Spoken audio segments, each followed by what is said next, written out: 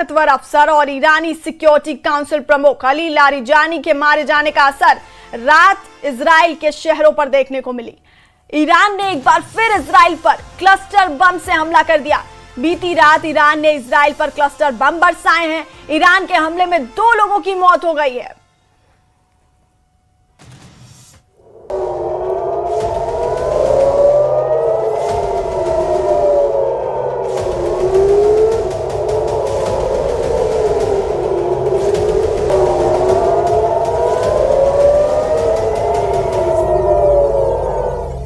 Iran ने Ali Larijani की मौत का बदला इजराइल पर रात भर क्लस्टर बम बरसा कर लिया।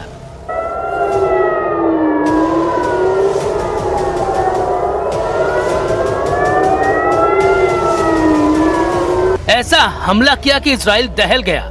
आसमान से एक साथ गिरते बम देखकर रूह कांप गई।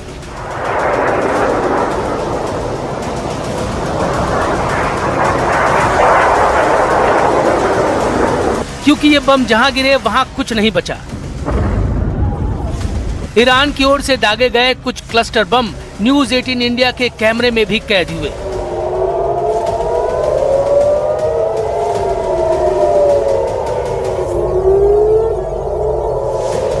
न्यूज 18 इंडिया के संवाददाता रिफत अब्दुल्लाह ने ये तस्वीरें जान पर खेलकर लोगों तक पहुंचाई।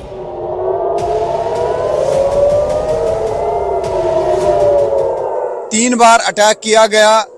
बताया जा रहा है कि क्लस्टर बॉम्ब्स का इस्तेमाल किया जा रहा है। अभी मैं दिखाने की कोशिश करूंगा आपको।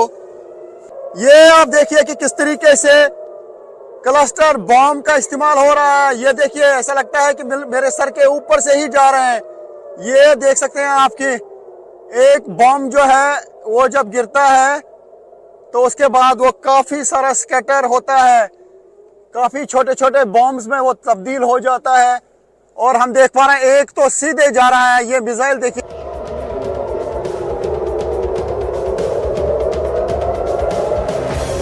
ईरान के ताबड़तोड़ हमलों के बीच तेल अवीव रात भर सायरन की आवाज से गूंजता रहा, क्योंकि ईरान वहां आसमान से मौत बरसा रहा था।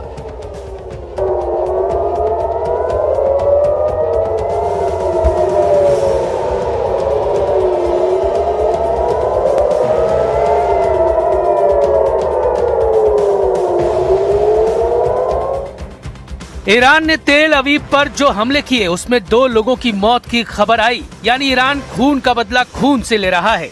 इजराइल उसके कमांडर मार रहा है तो बदले में ईरान इजराइल के आम लोगों को मौत के घाट उतार रहा है। दिन हो या रात उसकी मिसाइलें आग उगल रही हैं।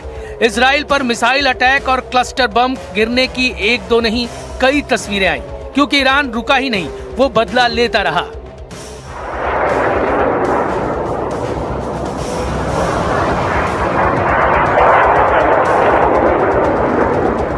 ईरान की तरफ से फिर से मिसाइल अटैक लॉन्च किया गया। आप देख सकते हैं 3:35 हुए हैं और आज 17 मार्च है। और लगातार ये देख सकते हैं आप 3:35 हुए हैं, 17 मार्च है और अभी तक 4 बार रात के दौरान जो है मिसाइल अटैक किए गए हैं। सायरन फिर से बज गया है। लोग जा रहे हैं शेल्टर में। अब देखना होगा कि किस और जो है अटैक होगा। ये बार बार अटैक हो रहे हैं ईरान की तरफ से। ये आप देख सकते हैं, ये मिसाइल अटैक लॉन्च किया गया आज 17 मार्च है और आप देख सकते हैं कि ये मिसाइल है और ऐसा लगता है कि काफी सारे बॉम्ब जो है इससे निकल रहे हैं। जो क्लस्टर बॉम्ब की बात की जा रही है, अभी शायद जोरदार धमाके होंगे। आज 17 मार्च है और रात के बजे हैं 3:39 और अभी ईरान की तरफ से फिर से मिसाइल अटैक किया गया। अभी तक रात के दौरान 4 बार ईरान की तरफ से मिसाइल दागे गए। बार हम देख रहे हैं आसमान में धमाके हो रहे हैं और लोग जो हैं वो शेल्टर में जा रहे हैं। यानी ईरान की तरफ से लगातार अटैक्स का सिलसिला जारी है। हालांकि इसराइल और यूएस दावा कर रहे थे कि ईरान की तरफ से मिसाइल लॉन्च करने की कैपेबिलिटी कम हो गई है, लेकिन यहाँ पर हम देख रहे हैं कि फ्रीक्वेंसी जो है अटैक्स की वो ईरान की तरफ से बढ़ा दी गई है। आज रात के दौरान 4 बार अटैक हुए। पिछले 24 घंटे में तकरीबन 9 बार मिसाइल अटैक्स लॉन्च किए ईरान ने और बार बार यहाँ पे धमाके हो रहे हैं। काफ़ी जगहों पे नुकसान भी हुआ है, प्रॉपर्टी डैमेज भी हुआ है, कुछ लोग इंजर्ड भी हुए हैं और ये सिलसिला लगातार जारी है। हम लगातार बने हुए हैं इसराइल में, जहां पर युद्ध जारी है ईरान और इसराइल के दरमियान। खबर आई कि ईरान के खुर्रम शहर से दागी गई मिसाइलों से इजराइल पर रात भर में 80 क्लस्टर बम गिराए गए, जो आसमान में खुलते ही हजारों में बदल गए, क्योंकि क्लस्टर बम हवा में ही फटकर दर्जनों या सैकड़ों छोटे छोटे बमों को एक बड़े क्षेत्र में बिखेर देता है। इसे विमान से गिराया जा सकता है या जमीन से मिसाइल के जरिए दागा जा सकता है और हवा में एक निश्चित ऊंचाई पर पहुंचने के बाद इसका बाहरी कवच खुल जाता है और ये छोटे बम बारिश की तरह नीचे गिरने लगते हैं। ईरान ने इजराइल पर इस तरह से बमों की बारिश की और लारी जानी की मौत का बदला लेने के लिए तबाही की एक नई कहानी लिखनी शुरू की। खबर आई है कि इस हमले में 2 लोगों की जान गई। यही नहीं, 24 घंटे के अंदर 200 से ज्यादा लोग घायल हो गए। क्योंकि इजराइल ईरान में तबाही मचा रहा है, तो ईरान भी इजराइल को बर्बाद करने की कसम खा चुका है। वो बिना नेतृत्व के भी आखिरी दम तक लड़ने का ऐलान कर चुका है।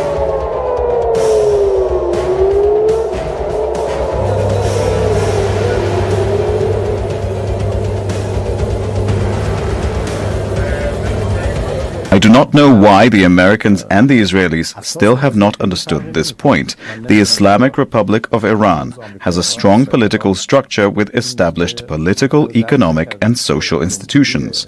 The presence or absence of a single individual does not affect this structure. Israel और ईरान लड़ रहे हैं। इजराइल चुन चुन कर ईरान के बड़े नेताओं को खत्म कर रहा है, लेकिन ईरान रक्त बीज की तरह फिर उठता है और लड़ता है। यही नहीं, वो पहले से ज्यादा ताकत से हमला करता है। रात भर इजराइल पर क्लस्टर बम बरसाकर उसने अपनी यही ताकत दिखाई और दुश्मनों को बता दिया कि जंग में ईरान को बैकफुट पर धकेलना मुश्किल है, फिर चाहे खमनई की जान चली जाए या फिर लारी जानी की। We have to go. Okay. Inside now.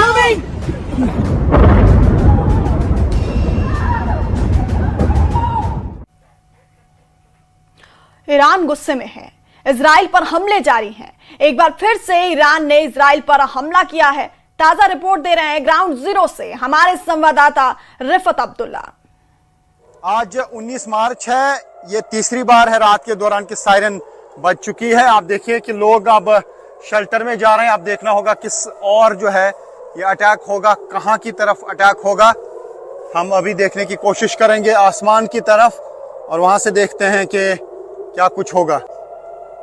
यहाँ हम देख पा रहे हैं, ये देखिए एक और, ये देखिए मिसाइल अटैक ईरान की तरफ से जो लॉन्च किया गया, यहाँ हम देख पा रहे हैं। ये देख सकते हैं आप, ये मिसाइल है जो दागा गया है ईरान की तरफ से।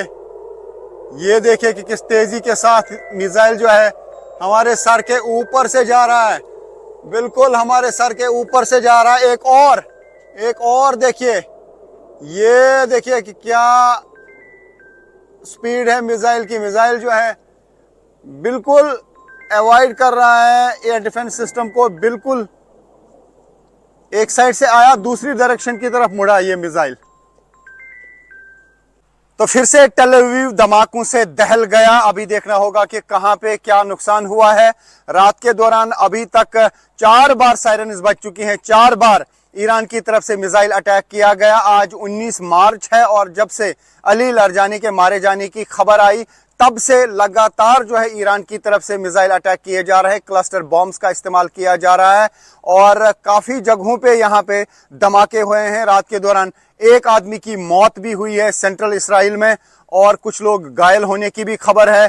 कई जगहों पे जो है वो क्लस्टर बॉम्ब्स का इम्पैक्ट हुआ है और यहाँ पे लगातार धमाके हो रहे हैं। ये कहा जा सकता है कि इसराइल लगातार कल से दहल रहा है धमाकों से, क्योंकि बार बार ईरान की तरफ से इसराइल पर अटैक किए जा रहे हैं। न सिर्फ इसराइल पर बल्कि मिडिल ईस्ट की बाकी कंट्रीज में भी लगातार धमाके हो रहे हैं। लगातार वहाँ पे गैस या ऑयल जो फैसिलिटीज़ हैं उनको निशाना बनाया जा रहा है। तो फिलहाल लगातार जो है पूरे इस मिडिल ईस्ट में हालात बहुत ख़राब हैं।